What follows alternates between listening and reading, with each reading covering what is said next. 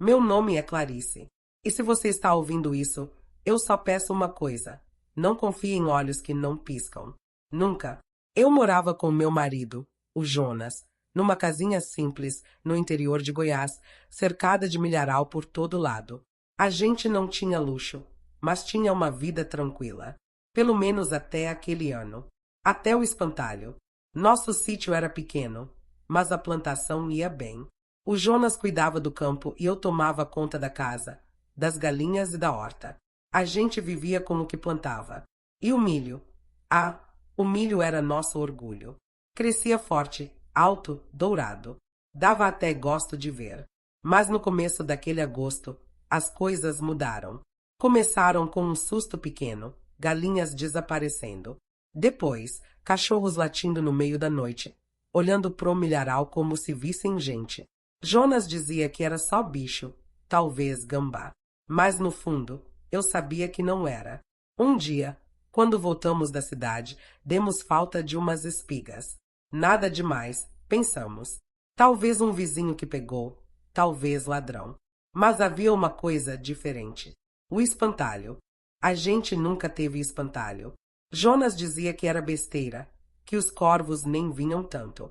Mas naquele dia, lá estava ele, plantado bem no meio do milharal, com um chapéu de palha velho, uma camisa rasgada e aquele pano encardido cobrindo o rosto. Só os olhos, 2 buracos pretos costurados com linha. E a boca, uma linha curva, como um sorriso. Perguntei pro Jonas se ele tinha feito aquilo. Ele jurou que não. Disse que talvez alguém tivesse posto ali por brincadeira. Eu não achei graça.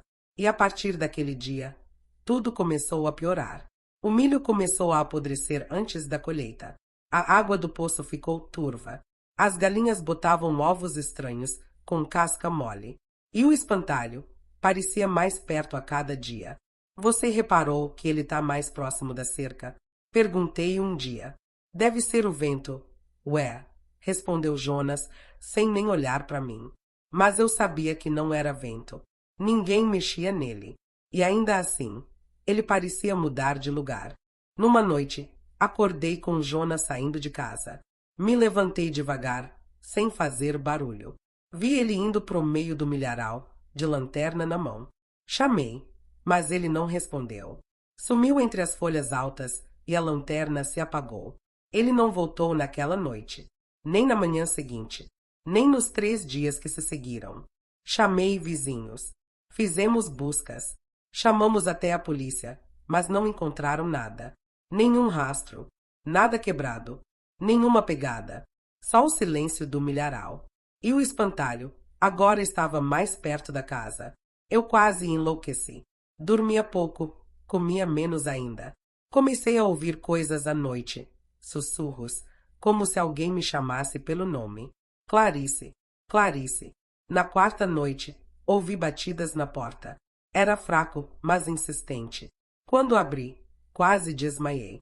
Era o Jonas. Mas não era. Ele estava sujo de terra, com os olhos fundos, como se tivesse ficado dias enterrado. O rosto estava rígido, e ele não piscava. Eu perguntei onde ele esteve. Ele só respondeu: "Tô com fome." Fiz comida, mas ele não comeu. Só ficou sentado, me olhando, sem piscar. A boca, entreaberta, parecia sempre prestes a sorrir. Naquela noite, ele deitou do meu lado, mas ficou imóvel, com os olhos abertos, olhando pro teto. No dia seguinte, fui até o milharal. E lá, no lugar onde o espantalho costumava ficar, não havia mais espantalho. E foi aí que tudo começou a sair do controle. As plantas começaram a murchar. As galinhas fugiram do galinheiro. E Jonas passava horas olhando pela janela. De noite, sussurrava palavras que eu não entendia. Num desses sussurros, ouvi ele dizer: "Ele tá com fome." Comecei a temer por mim, por minha alma. Tentei rezar. Chamei um pastor da vila. Mas quando ele chegou, Jonas desapareceu. O pastor disse que sentiu algo muito ruim naquela casa. Me deu um frasco com água benta e foi embora.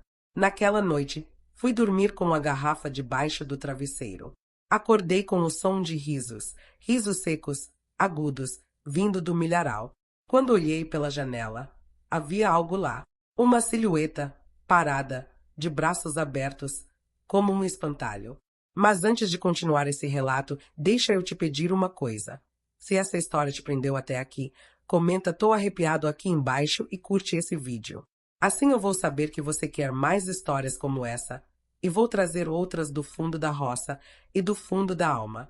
Agora, respira fundo, porque o que eu vou contar a partir daqui, nem eu consegui esquecer até hoje. Na madrugada seguinte, Jonas não estava na cama. Saí correndo da casa, de camisola, e fui direto pro milharal. O céu estava vermelho, como se o sol fosse nascer do lado errado. No meio da plantação, vi Jonas, de braços abertos, com a cabeça baixa e o corpo enrijecido. Chamei por ele, mas ele não se mexeu. Quando toquei, percebi.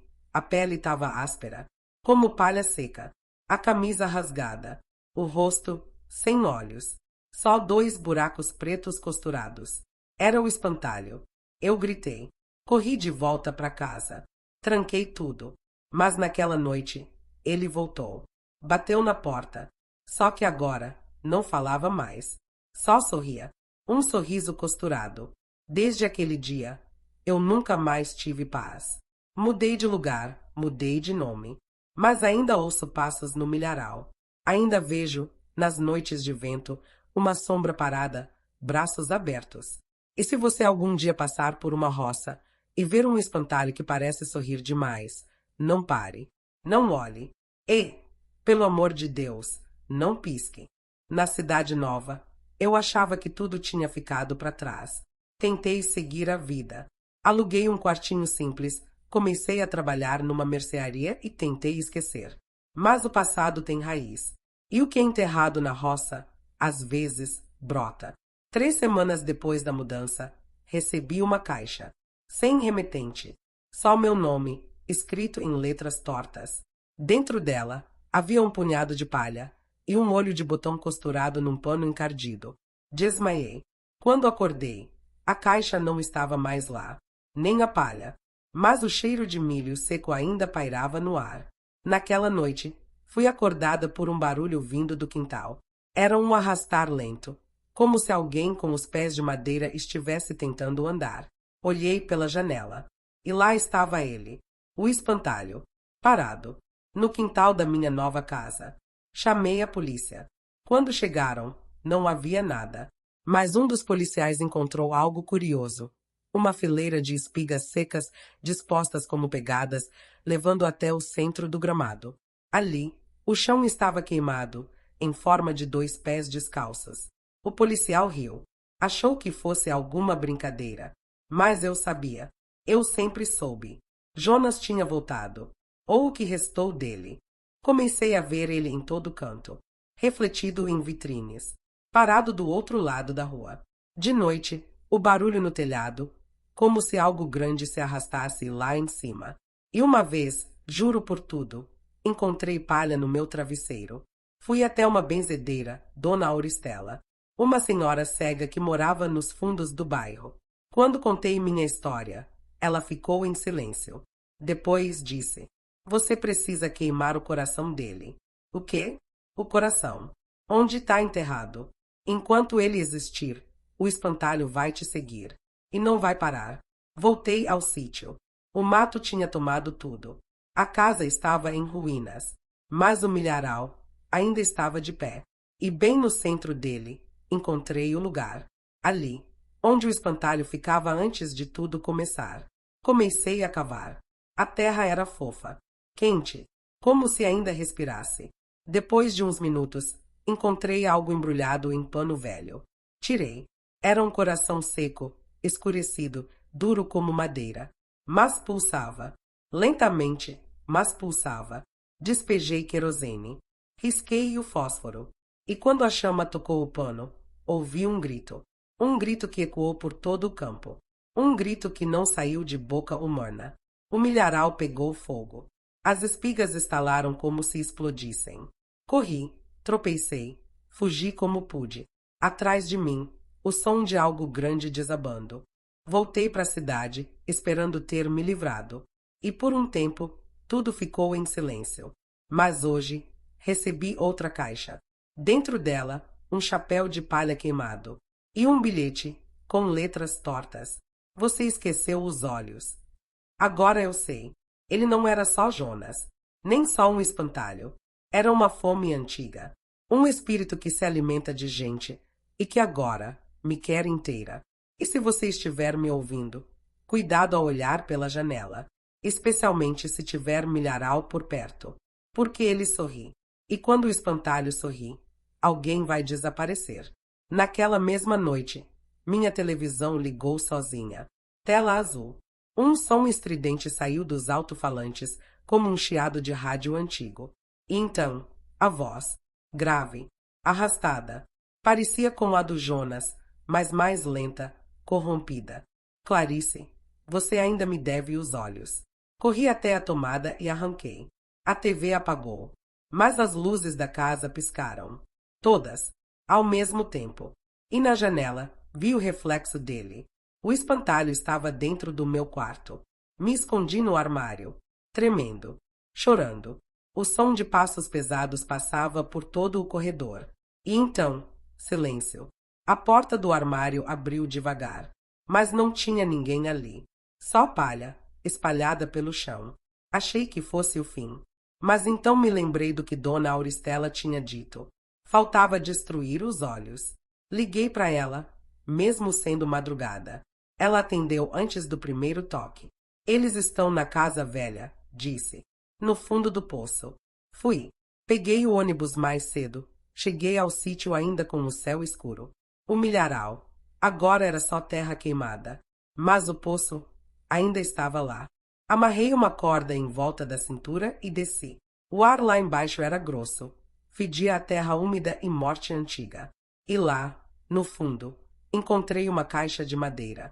Dentro dela, 2 olhos de vidro, costurados em pano velho, ainda úmido de sangue. Queimei ali mesmo. Usei álcool, fósforo. Rezei, gritei, chorei. E quando o fogo consumiu os olhos, ouvi algo, como um suspiro. A terra ao redor tremeu. E do poço, uma luz saiu disparada pro céu. Um clarão que iluminou tudo. Depois, silêncio. Um silêncio tão profundo que até os grilos pararam. Voltei para a cidade. Nunca mais vi Jonas. Nunca mais vi o espantalho. Mas às vezes, quando tô sozinha, sinto um vento gelado passando por mim. Como se alguém com mãos secas me tocasse o ombro. E eu não olho para trás. Nunca mais.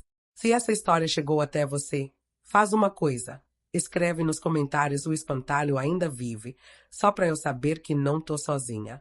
E compartilha isso com quem mora perto do mato. Porque fome antiga nunca morre, só dorme. E o milho já começou a crescer de novo.